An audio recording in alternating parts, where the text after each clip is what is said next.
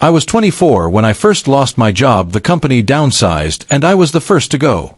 For weeks I stayed in my small apartment scrolling through job listings hoping for a miracle. My parents called once or twice, but the conversations ended with silent judgment. They said things would get better, but their eyes betrayed disappointment as if I had failed them. My siblings avoided me, entirely afraid, perhaps, of the shadow of my struggle. Every day I felt smaller, my confidence fading with each unanswered application. I applied everywhere from retail to office jobs to delivery work. Even with a resume full of skills, employers dismissed me, citing lack of experience or being overqualified. Bills piled up, rent overdue, electricity off one day, food stretched to the last dollar. Some nights I sat on the couch staring at the ceiling, wondering if I had made mistakes that led here. I watched friends graduate from college, land jobs, start families, while I remained stagnant. The loneliness cut deeper than hunger, the silence louder than any storm outside. One afternoon I tried calling my parents to talk about my plans. My father sighed and told me to figure it out on my own. My mother said she hoped I would find something soon, but I felt the weight of their disappointment. I realized then that they had shut me out, not out of malice but out of pride. It hurt, but it also lit a fire inside me.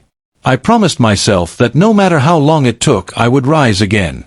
I took odd jobs, cleaning offices, painting fences, delivering newspapers, anything to keep afloat.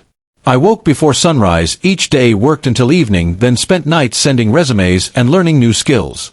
2 years passed like months of trial and effort. I enrolled in online courses, learned coding, web development, and digital marketing. I applied the skills immediately, freelancing for small clients, building a portfolio. Clients grew, I built connections, reputation spread, and slowly my income became stable. By the end of the first year, I had saved enough to move into a slightly bigger apartment. By the second year, I was running a small consulting business with multiple clients.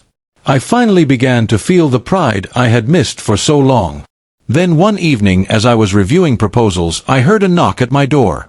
Opening it, I found my parents and siblings standing there, hesitant, nervous. My father cleared his throat and said, "We wanted to see how you were doing." I smiled politely, letting them in, offering them seats. My mother looked around, surprised at the neat apartment, the modern furniture, the small office corner I had built. My brother muttered, "I didn't know you had a place like this." I looked at them calmly and said, "Yes, I do." They exchanged glances, silently acknowledging the change. My father asked about my job and my business, and I told them everything in detail. They listened quietly, no interruptions, no judgment, just surprise and respect in their eyes. My mother asked how I had managed alone, and I explained the nights, the struggle, the lessons learned. They nodded, slowly realizing they had underestimated my resilience. My sister whispered she was proud, though her eyes welled with tears. I told them pride was earned, not given, and I had earned mine. For the first time in years, the house was filled with real conversation, not critique. I laughed, sharing funny moments from my early odd jobs. They chuckled and apologized for doubting me. My father said, "We didn't realize how strong you were," and I nodded, saying they didn't need to realize because I had already known. We spent the evening reconnecting, sharing meals and stories. No lectures, no criticism, only acknowledgement and warmth. As they left, I hugged each one, silently grateful, not for acceptance but for recognition. 2 years of struggle had taught me patience, perseverance, and the value of self-belief.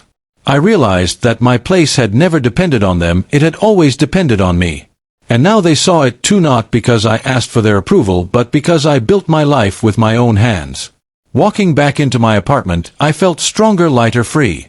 I had survived the storm alone and emerged resilient. The lesson was clear: happiness and respect come from effort, not from anyone else's permission. I smiled at the desk filled with contracts, emails, and plans for growth. I had a place in this world, a place I created, and no one could ever take it away.